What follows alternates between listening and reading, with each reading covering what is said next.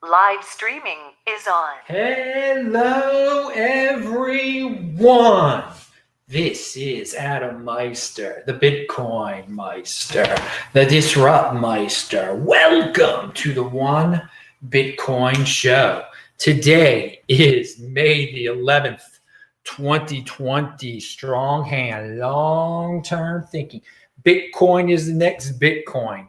Having hype 2024. Offended by selling. Long-term thinking. Personal responsibility is a new counterculture. Hello, my elite friends. Oh, yeah, it's the middle of the night. In LA, it's 2 a.m. In Honolulu, it's 11 p.m. And thus, that is why I say Honolulu time. So it's still May the 11th somewhere. Someone had that question.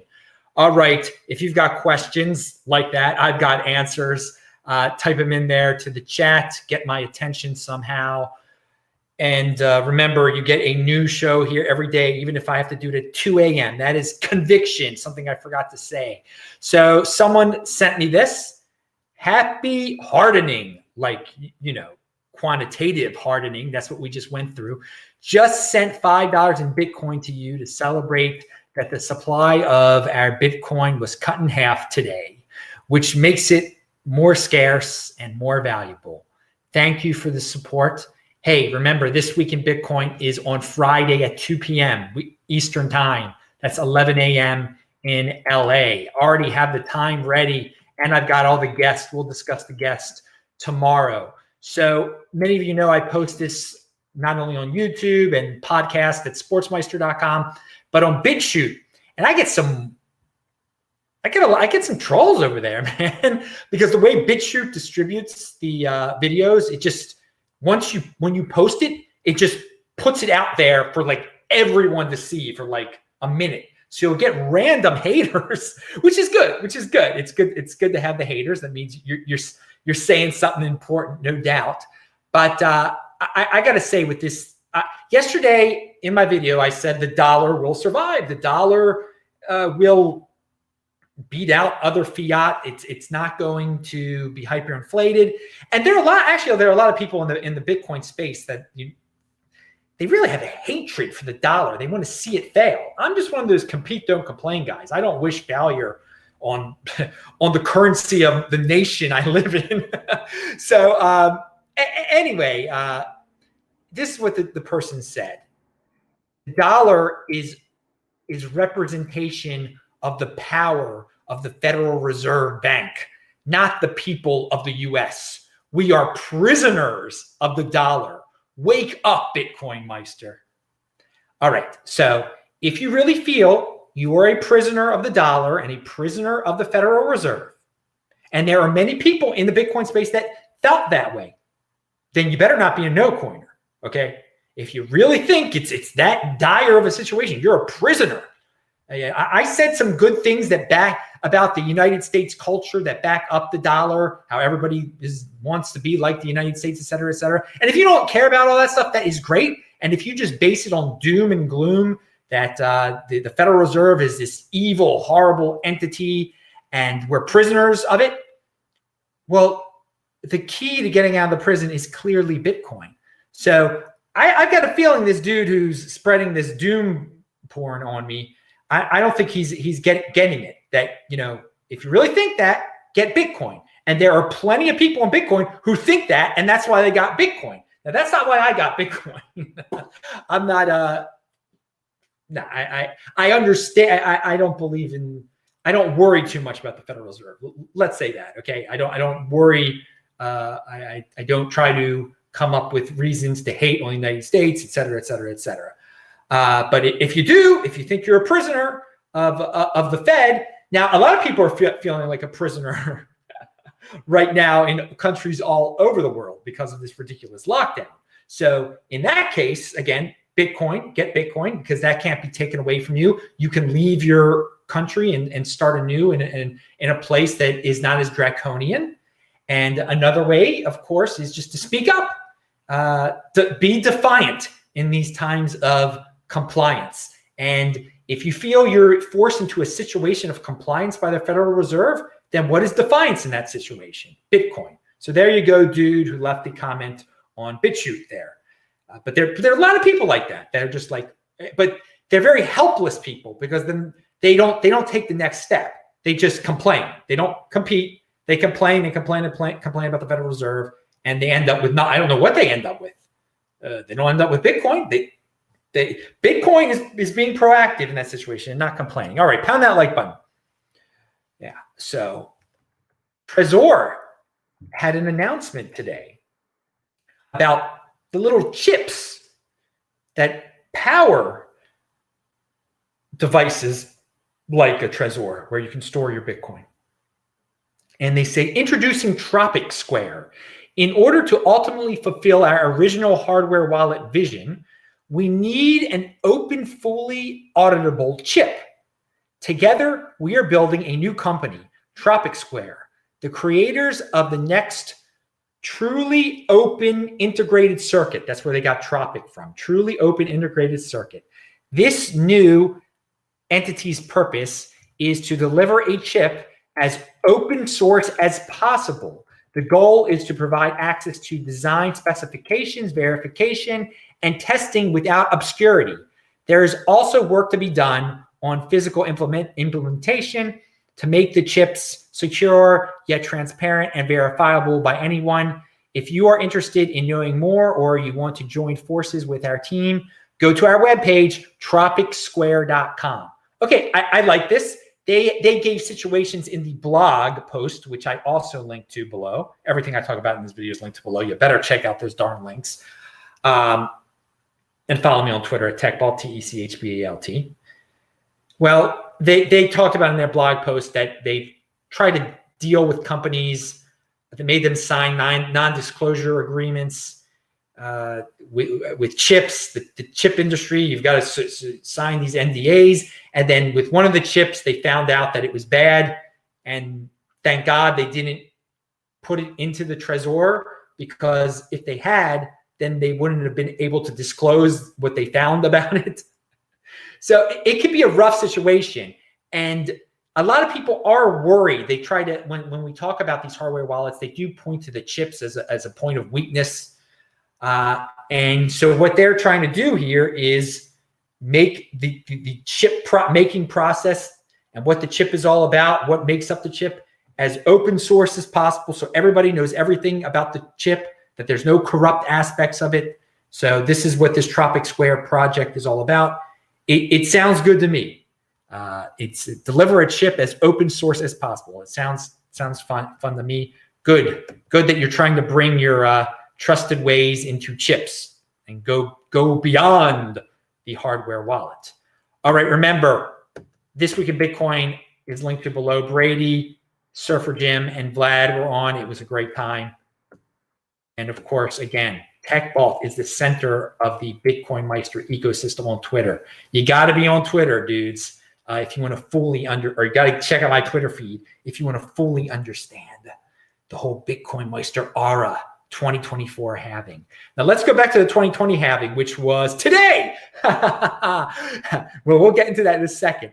But these guys over at Delphi Digital have a report, the State of Bitcoin 2020. It is 50 pages, over 50 pages. For the third Bitcoin halving, our team wanted to arm the community with the most thorough, all-encompassing report on the current state of Bitcoin. It's 50 pages. I have not read it yet. Haven't had time to read it. But it does cover mining, exchanges, Lightning Network, adoption, and much more.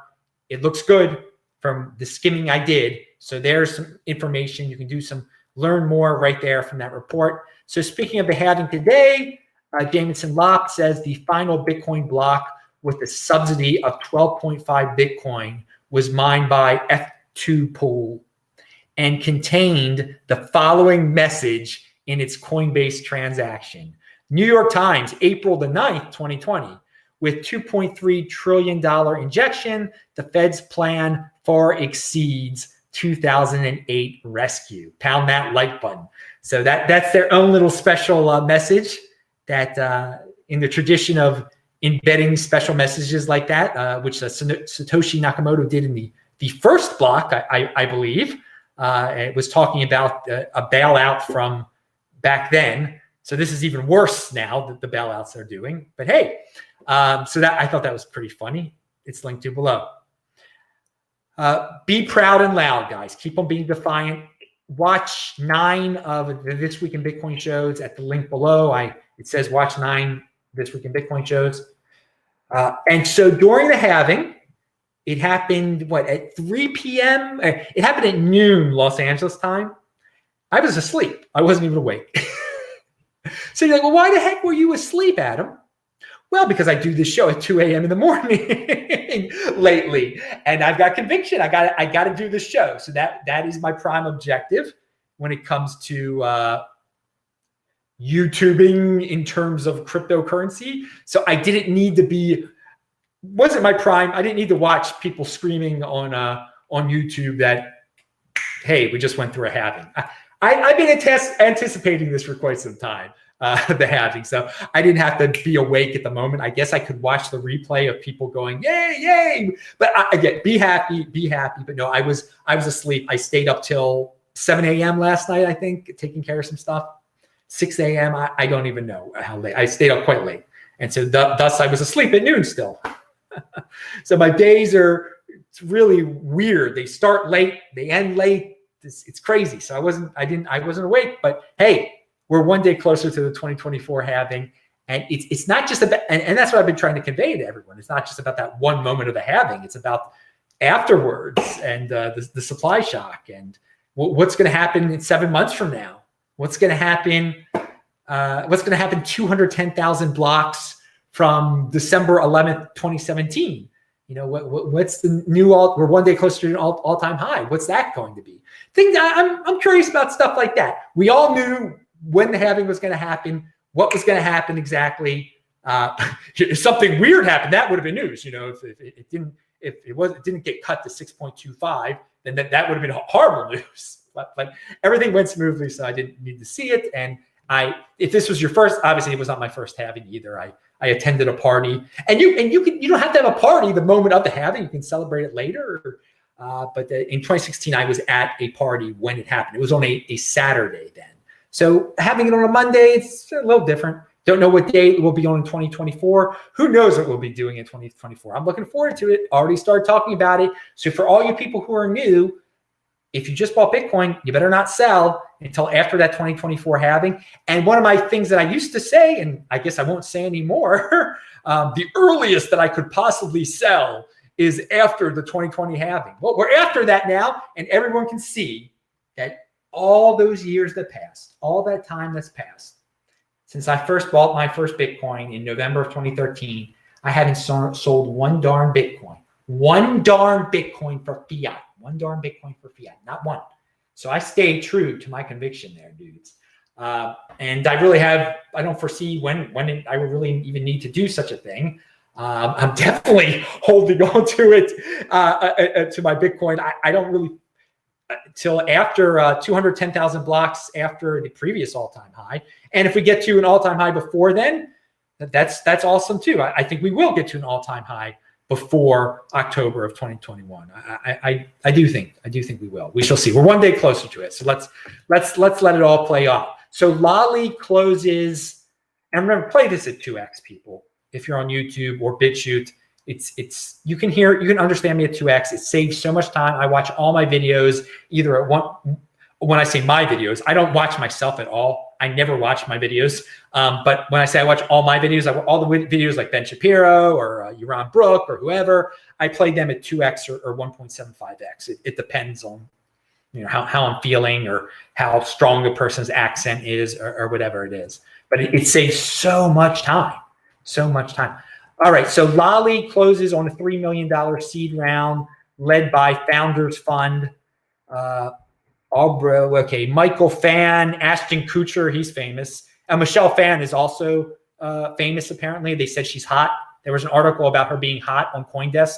Yeah, CoinDesk, great stuff there. Pound that like button. But anyway, Lolli, the leading Bitcoin rewards company, that's what they are. And I've had the founder on numerous times. I've had Alex on the show numerous times, and yeah, they get money thrown in their faces, which is good. It shows he's on the right track. He's in motion. He's got a business where you buy stuff online and you get cash back in the form of Bitcoin. And these dudes, they've got confidence in him. It's good. I think he's definitely onto something. Whenever he's on the show and he talks about the product, people do get excited. So good. It's a way, and he wants new people to get their hands on Bitcoin. People who are just buying shoes online to get Bitcoin back. And that's their first Bitcoin they ever got. And it's all about getting more people. It's good that more people will be into Bitcoin because of this dude. This dude has definitely gotten more people into Bitcoin. And now Ashton Kutcher and Michelle Phan and others want to give him giving him lots of money. So to build it out even further. So speaking about, we're going to get into a second. We're going to talk about Mike Novogratz right now. But we're going to talk about the other dude everybody was going crazy over last week, Tudor Jones. Because Tudor Jones has some interesting thoughts on how many people own Bitcoin. So we'll discuss that in a second. Michael Novogratz. Let me just, before we go on to Michael Novogratz here, let me see if we got questions. Oh my God. There's someone talking about Ego Coin in there like a madman. An Ego Coin pumper. Remember, you get Ego Coin for free. Never buy that darn thing. And turn it into Bitcoin. Turn all crypto dividends into Bitcoin. I love freaking crypto dividends. I gotta make a New Year's resolution here, or a new halving period resolution. Maybe that's what we should do. New halving period resolutions. I gotta encourage crypto dividends more during the next 4 years. I've actually been thinking about that lately.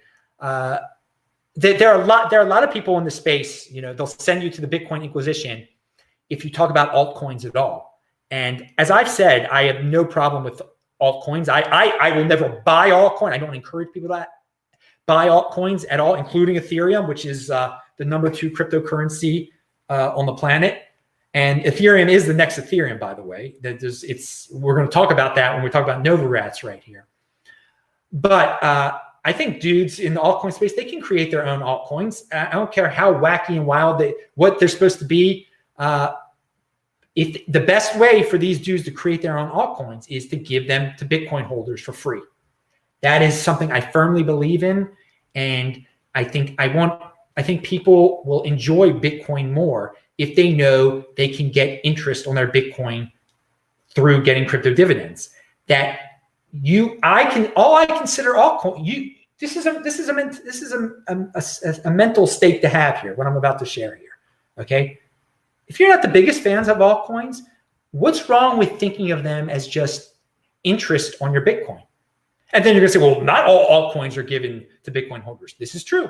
But let's encourage all altcoins to be given to Bitcoin holders so that everyone knows what altcoins are. Interest on your Bitcoin, crypto dividends. And I've said this before, all altcoins should reissue themselves to give to Bitcoin holders for free.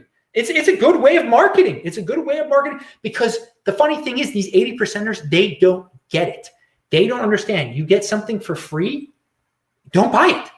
But they hear about, because when Bitcoin holders get stuff for free, it's a way of marketing that stuff. They hear about it and they just feel like they need to get it for free. They go out and buy this stuff. Okay, that's their choice. This is what the big boys play. If they don't understand that you can get something for free and instead they buy it, and that's their choice. That's their choice. What can I say? This is and so there's a lot of people out there that go, well, we must protect the innocent newbie from buying this stuff. How can you talk about altcoins? To the Inquisition you go, Adam. You said Ethereum. Anyway, so my new halving period resolution is to talk more about crypto dividends, to encourage altcoin makers out there to make altcoins and to give them for free to us, to Bitcoin holders, the best holders on earth, because Bitcoin is the next Bitcoin. One Bitcoin equals one Bitcoin. And I'm not threatened at all by any of these altcoins. They can say they're the next Bitcoin. They can be unfriendly forks. In fact, I encourage to just get it out of the system. It's just like with the virus. People are like, oh, I can't catch the virus. I can't catch the virus. No, catching the virus is the best thing. Then you're immune to it. That's it. So what's coming in the next 4 years, there'll be another unfriendly fork. I predict that it'll be one all these virtue signalers complaining about it's unfair that all these people got Bitcoin before anyone else did. We must have 42 million Bitcoin. So we're forking off and we're making the 42 million Bitcoin. And so poor people can have Bitcoin now and everybody can have Bitcoin. Great, go do that. I encourage them to do that. It's unfair. And they can say it's the real Bitcoin too, because it's not the real Bitcoin. Bitcoin is the next Bitcoin. But this is what we're dealing with. This is where the big boys play, people. There are always going to be people out there that fork off Bitcoin and say it's Bitcoin. Okay, that's part of the life of being in Bitcoin. And so let's just get it out of the way. I wish they do it tomorrow. Do it tomorrow. Give me your free nonsense 42 million Bitcoin now. Give it to me so I can turn it into Bitcoin. Okay. I have no problem with it. I have complete confidence in Bitcoin, but there are all these people out there like, oh my God, they're Satanists. How could you support these people? I'm not supporting these people. I'm not saying that they're Bitcoin, that what they're saying is Bitcoin. It's not Bitcoin at all. It's interest for me. I want interest on my Bitcoin. And if more people understand that there's interest on the real Bitcoin, more people will buy the real Bitcoin and end up in the real Bitcoin ecosystem. Okay. All right, so there we go. New Year's, new Bitcoin period eve. That's my resolution. And dudes, I'm not like those people, on New Year's Eve, or January 1st, they say, I'm going to work out. And then they join a club and then they work out for a day and they never do. I run 5 days a week. I'm committed. I'm committed to my health. I'm committed to my, what I say I'm going to do. I've got conviction. So, you'll hear more about crypto dividends these next 4 years from me. I think a lot of people expected that anyway. So, okay, Novogratz. Let's talk about Novogratz. It's funny. I noticed Novogratz is following me on Twitter, so that's nice. He's got a crypto hedge fund or something. So he buys altcoins, which I disagree with thoroughly. No, not at all. But what we have to understand from dudes like this is he loves Ethereum. So he's speaking at the Ethereum event. And there are guys like him, rich guys like him, diversification for the sake of diversification guys like him, people who love complexity, who thinks complexity is more valuable than the simplicity of Bitcoin. Fine. This is why Ethereum isn't going away. It's not going away. It's got a huge hunk of people behind it that want Ethereum to be the next Bitcoin. It's not going to be the next Bitcoin, but let them have their thing. And so this is what he had to say. And there are people in the chat right now. They're yapping away, but they're not. Okay, no questions. I don't think they're questions. All right. Tay International is in the house. How you doing, man? Good to see you. Of course, I'm up late, man. I gotta get this thing done. Ooh, horrible here. Are you in San Diego, Tay? All right. So let's. I'll check for the answer in a second. Let me talk about Novogratz. All right. So. He argued that Ethereum garnering a $20 billion market cap is based on a confluence of different use cases of the blockchain, such as decentralized finance, enterprise applications, or stablecoins, garnering a vast amount of users, which then create a network effect that increases prices exponentially. So, he mentions a lot of buzzwords there. He compares it to Facebook to get it some headlines. Okay, and then it got some headlines. People are going to do that. One of the things, and a lot of people are going to compare it to Facebook because a lot of the people interested in Ethereum are Silicon Valley-based people who love Vitalik and love the image of this centralized, intelligent leader like Zuckerberg. And Ethereum is big in Silicon Valley. It's a Silicon Valley type of product. I mean, they love the complexity. They love all the supposedly cool things you can do with it, programming, new language, splitting from Ethereum 1.0 to 2.0. They love 1.0 and 2.0 in Silicon Valley. So he's conveying that those feelings right there pretty well. And one of the things for Ethereum narrative is valuing the network kind of like we do with Facebook. The more network effects you get, the better. Like getting Tether to migrate to its coins to Ethereum brings people using that to the network. Okay, so a bunch of buzzword-worthy, he mentions a bunch of buzzword-worthy applications, mechanisms, and coins, and he says, put them all on Ethereum, and then lots of people will use them, and thus Ethereum will grow in value because you've got all these buzzword applications, mechanisms, and coins based on Ethereum. all right, it's an interesting theory, and it's complex, and it's got some buzzwords on it. Let's build a bunch of different things on Ethereum, okay? And so a lot of the things will stick, and the people will stick on Ethereum. They'll use Ethereum and they'll be stuck on Ethereum using the network to do their stable coins, and then they'll do their applications and their whatever other things. And it makes sense what he's saying there. Let's see how it turns out. Let's see. It's complex. It's complexity. To build the world computer on Ethereum, a lot of people say it's completely impossible to do all these things at once, and that it seems to me it's very difficult to transfer it all from 1.0 to 2.0 if you got a million different things built on it. But frankly, this is a world where so many people are doing nothing today, okay? We got all these people, and they're bragging about it. They're doing nothing. They're getting a government check. They're scared to go outside.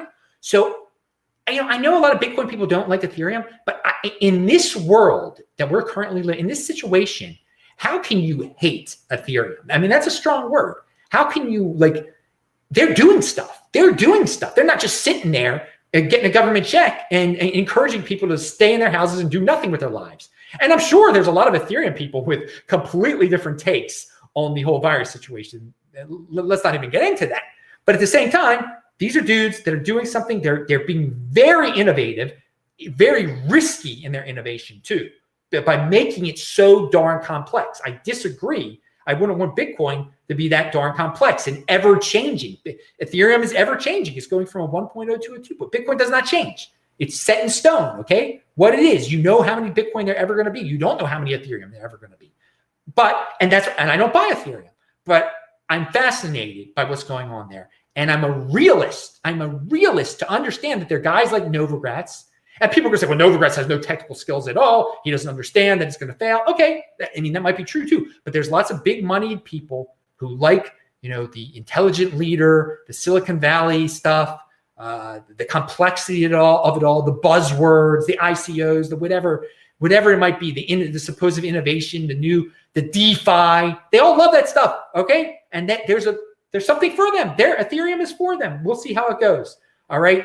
And there are people like Udi who get off on really ripping on Ethereum. And I don't, Udi's a smart dude. But he's like, well, Tron could easily, host all the things that Ethereum can. I think it's already too late. I already think Ethereum's the next Ethereum, that all these things are being built on Ethereum now. Why would people all of a sudden build it on Tron or on EOS or whatever it is?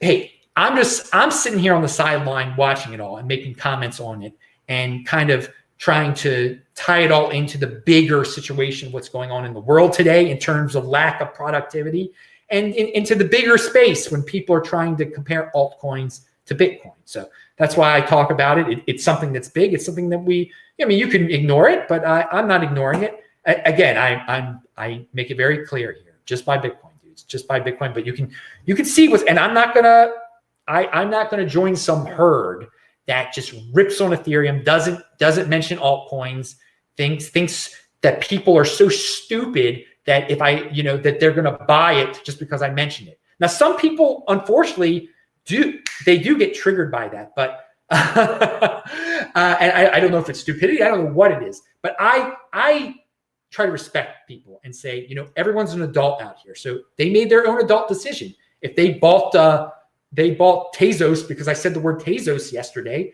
that's their own crazy adult decision. It's crazy. Just because some guy on YouTube said the word Tezos, you went and bought it. I mean, there are still people to this very day who they see that shirt that I have that says Monero on it, and they're like, why do you support Monero? And I've said it like 1,000 times already. Like, someone gave me this shirt for free. It's a cool looking shirt. It says Bitcoin on top, first of all, but I mean, and then you interpret that I'm encouraging people to buy Decred and Monero because I have it on the shirt. No, it's a nice shirt. It feels real nice. It's a good quality shirt. I look good in it. I mean, it was free. I wear it. I mean, and I've explained it so many times. People never get it. Some people just never 80%. Or I don't know what to say. All right. So Paul Tudor Jones, let's get to him. Personal responsibility is a new counterculture, dude. If you bought a coin because you saw it on a guy's t-shirt, it's your fault. So Paul Tudor Jones. I want to preface this by saying for all you people who are pedestaling him, he says he likes the Asian-style lockdown more than the United States. And the Asian-style lockdown was really like tracking people, like you cannot even track people here, and forcing people to go into taking people away from their families and forcing them to go into places where they would be quarantined. I mean, that's not. He likes that. He says they did a better job. So just putting that out there. We don't have to agree on that, but I just wanted to lay that out there about the guys that think this guy's going to make such a big difference in Bitcoin. So Matt Odell tweeted out some quotes. Tudor Jones was on TV again this morning, apparently 18 hours ago, 20 hours ago. He's talking about Bitcoin again. And from something Dan's Happy Arrow tweeted out also, it's pretty obvious that Paul Tudor Jones does not exactly understand what he is buying. He doesn't even realize that he doesn't own Bitcoin. He owns Bitcoin futures, and there's a difference. There's a big difference. I don't know if he knows about controlling his own private key. Dan Tapiero was suggesting, and you can check out Dan Tapiero's feed, that Jack Dorsey be introduced to Paul Tudor Jones to properly explain to him what the heck's going on here, because I don't think he fully understands what he's getting into, which is fine. I mean, there's plenty of people that do not exactly get it and don't know how to control their private keys. Tudor Jones estimates that there are between 55 million, 75 million people who own Bitcoin. And I like Matt Odell, think that is on the high side, okay? Because 75 million people would be over 1% of the population of the world. And I am pretty sure it's under 1% of the population of the world really own Bitcoin, okay? I'm pretty sure it's so 55 million would be under. 75 million would be slightly over. I would think it's something. Matt Odell says 20 to 30 million range. That would not. There you go. Like closer to like a half of a percent of the world's population, which would be 35 million. Okay, so I'll say 30 million probably. But the point of bringing out all these numbers, he says, Paul Tudor Jones, and I agree with him on this. If you buy Bitcoin, your bet is that the number will double, basically. The number will double or triple. And it's kind of hard when you look around and see that the world is becoming digitalized, not to think the preponderance of evidence points in that direction. So he thinks that. I mean, no matter what you think the base number is, clearly we're living in this digital world where the current amount of Bitcoin holders should easily double or triple pretty soon, okay? Considering that there are enough 20%ers out there that are seeing what's going on with this financial Armageddon and virus Armageddon, and that they could grasp that the digital world is everywhere, that they could understand how to buy Bitcoin, that it should double or triple. So I like that part of his thesis of Paul Tudor Jones. I like that. He likes Bitcoin because he thinks that we're at a point in this digital world where the amount of ownership will double or triple. So that's why he thinks he owns it now. That's why he owns it, okay? He doesn't really own it, though. The digitalization of the world clearly benefits Bitcoin, says Paul Tudor Jones. We are clearly digitizing the global economy, and Bitcoin will be that much more accessible by that universe of people that could own it as a stored value. Okay. But he definitely owns, and I didn't quote this, but Matt Odell's like, he does not own Bitcoin. He owns Bitcoin futures. So there's a weird disconnect here. I'm not putting the dude on a pedestal. I'm just saying he's got a good thesis of why he bought Bitcoin, even though he didn't really buy Bitcoin. But since he really doesn't own Bitcoin, he could easily change his mind about everything. And I hope he really buys Bitcoin and gains a better understanding of it. Because he could buy a lot of it, and that's good stuff for the space. But as I've said before, it's better. It'll be better in the long run when the amount of current Bitcoin holders triple than just that one dude buying Bitcoin. And here's an email. Here's some good news. There's all sorts of good news out there on this halving day. But we talked about Lolli. But here, here's something I got on Facebook, okay? You guys are going to think this is pretty hilarious. It is good news. Hi, Adam. Not sure if you remember me back from the Tech Vault days. I currently have crypto.com for buying Bitcoin. Tomorrow, they are offering a 50% buy, and I'm kind of confused on how it works. Would you happen to know anything about it? Your insight would be very helpful. Now, this person has not talked to me in over 10 years. I haven't spoken to the guy in over 10 years. And I just get this out of the blue today. So he's he bought Bitcoin, or he bought something from crypto.com. And I don't even know what crypto.com exactly is. And then now he got informed about a sale. And he wants to know how to buy more cryptocurrency. It's very straight. He doesn't understand what he's doing. You can tell by the email. But he's curious. He knows he's intrigued by this sale, which clearly was triggered by the halving. So there you go. When I start hearing from people I haven't spoken to in 10 years over Facebook, and they want to know how to buy cryptocurrency, it's good. It's a good sign. So there you go. It put a smile on my face, and I was like, dude, I hadn't thought about that guy in over 10 years.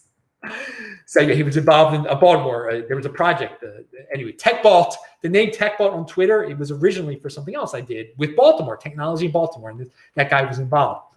So Happy Lag BaOmer, everyone. The Times of Israel has an article. It says, what's it say? Ignoring the ban, hundreds of ultra-Orthodox crowd Lag BaOmer fires in Jerusalem. So Lag BaOmer, you're supposed to light a bonfire. And this is the night of Lag BaOmer right now. And so these religious in Jerusalem lit fires, and they're not supposed to. The prime minister orders police to crack down on gatherings in the capital. I only said that line because Jerusalem is the eternal capital of Israel. And but I don't know. I don't think the prime minister should be cracking down on religious people lighting fires. And so good for them. I'm glad they're lighting fires as they should be on Lag BaOmer. And when I was running earlier, and when I opened my window earlier here in Los Angeles, I could smell the sweet smell of bonfires, because there are many Orthodox Jews that live in this neighborhood. So I was very happy to smell the fire here in Los Angeles, and I'm glad people are doing that, are doing their bonfires here on Lag BaOmer. So happy Lag BaOmer to everyone. Happy halving. I hope you have a good halving resolution and you stick with it. Let me just make sure if there were any, and be defiant, like those religious Jewish guys in Jerusalem. I support them, although I'm sure I do not support them on a lot of their beliefs. Some of the religious in Jerusalem definitely are not on the politically. We're not the same there. Anyway, okay, but we won't get into that. That's for a Beyond Bitcoin show. Chabad rocks. I got to say, those aren't Chabad people that were being described in that article. Chabad, they're the best. Chabad, if you're gonna pick the best sect, I'd say Chabad is awesome. Obviously, the guys who gave me the book, Breslev, are pretty cool. I'm liking Breslev lately. Do what you're gonna do, people. Those are just my opinions. Pound that like button. I'm Adam Meister, Bitcoin Meister. Next year in Jerusalem. I want to go to, I wish I was in Jerusalem right now. I wish I was in Israel right now. Darn them locking down the country. Darn all of these countries for locking themselves down. Please, if you have suggestions on where to go next, where there is no lockdown, where I'm not going to have to sit in quarantine for 2 weeks, please send that suggestion to me. If not, I will be just traveling after Baltimore on June the 3rd or whatever. I will be going to some other city in the United States, but I would love to leave the United States. So you can also send me suggestions within the United States. Is your state being cool now? Send that suggestion to me. All right, let me just log off. Thanks a lot, guys. New show here every day, even freaking so late at night. I will see you guys earlier tomorrow, hopefully.